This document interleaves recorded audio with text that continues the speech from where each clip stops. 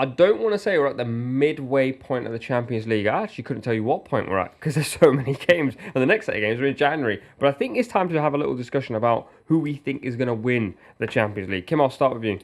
Yeah, I think it's between three teams for me. I think Liverpool and Arsenal could win the Champions League, and I think there's no point in ever excluding Real Madrid from the conversation. I know they weren't particularly great at Anfield, but they did have a few injuries. I think come the end of the season, I expect Mbappe to be fitting into that team a lot better than he is now. They've got Ballon d'Or contender Vinicius Juniors. They've got Bellingham as well. They've got an incredible defence. I wouldn't rule them out. I do just think that the Premier League is the best league. It probably has the best teams over the 20. And I think the teams who are regularly competing at the top of that, your Liverpools, your Arsenals, Manchester Cities, should always be in the conversation for favourites.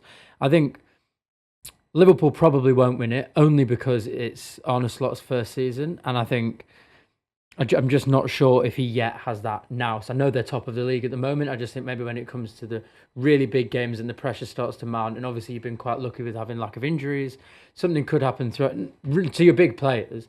No, Van Dijk. No, come on. Alisson. Yeah. Okay. Yeah. You've recovered well from Alisson, to be fair. But I do think come the end of the season, I can see something happening to one of your bigger players that might mean that you don't win the Champions League. Arsenal are an interesting one because I know we talked about it a lot at the beginning of this session a few videos ago about Arsenal's reliance on set pieces. But that is the kind of things that wins you tournaments. A very, very strong defence and goals out of nothing. A set piece in the 90th minute. We saw it with like Real Madrid scoring a header against Atletico Madrid. They were terrible all game. They got a corner, they scored. And I just feel like Arsenal now are probably better suited to winning the Champions League just because of their strengths being physicality and set pieces than maybe they would be winning the Premier League. So I think, yeah, Liverpool, Arsenal, or Madrid for me. Yeah, I put Liverpool down. That was the first team that come to mind for me. Partly because of obviously how great they've been at the start of the season, but partly because of the adaptation. I think under on a slot, I don't think they're the same Liverpool. I don't think that the changes are drastic, but I think they're subtle enough to make a difference. And you're seeing that Liverpool seem to have greater control of games now. And I think that really works in European football. So you combine that with their rich history in the competition, the Anfield factor, all of the stuff that comes with their sort of status as multiple European champions, you amalgamate that all into one, and I think it's hard to look beyond them at the moment. I did want to mention Inter because I think they are, I don't want to say they're dark horses, right? Because they're a massive club. You know, they've got great recent history of winning their domestic league, etc. But I just don't think that anybody outside of Serie A would give a Serie A club a chance of winning the Champions League. And that's why I wanted to throw them in there, because I think they're really good at stifling people and they've got enough quality within their ranks to hurt you. I think they've got a very, very tactically astute manager who's come close to winning this competition already. So I wanted to throw Inter into the mix as well. I've also got Inter written down, mainly because I kind of looked at all the teams in the Champions League, and because of the way the group stage looks, you almost forget about some of the teams because PSG are all the way down there and City are all the way down there. Bayern are outside the top six. I think Villa and Brest and Leverkusen are in the top six. So I don't think the table is actually true to maybe where we'll end up later in the stages. But if the new Champions League format works out, we might end up in a situation where you do go, oh, the Leverkusen are in the semi-finals, which may not happen. I think we could have a season where we get a random team in the final, kind of like the Monaco Porto years. But I do like Inter. I think in a one-game scenario, they can probably beat anyone.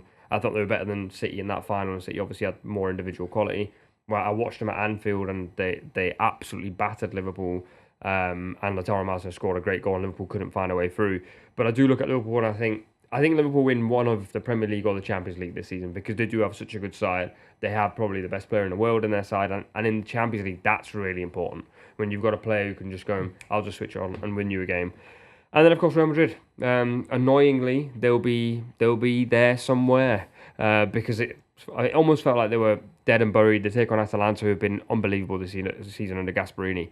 And Vinicius scores a goal that just lands at his feet. Jude scores an outrageous goal. And Mbappe scores one as well. And you're kind of going, Mbappe in the league is struggling. Jude hasn't scored a worldie in about 5 or 6 weeks, and Vinicius has been injured, just comes back. Like they've got this like random thing going on. So I do want to query Bayern Munich. Where are we with Bayern Munich? I'm not sure. Obviously, you look at Bayern Munich and you always know they're going to score goals. You know what type of football they like to play, especially under Vincent Kompany. He's a coach that as sort of Premier League supporters we've seen a lot of over the last 12, 18 months. I'm just not sure that he is ready. And I think that's a big thing. I think that the Bundesliga level isn't quite what it was once upon a time. And I think the fact that Bayer Leverkusen did what they did last season was partly because they were amazing, but partly because the level wasn't quite the same and Bayern's level wasn't quite the same. So I'm not convinced that Bayern have bridged that gap between where they are today and where they should be just yet. Right, let us know in the comments who you think are the favourites for the Champions League.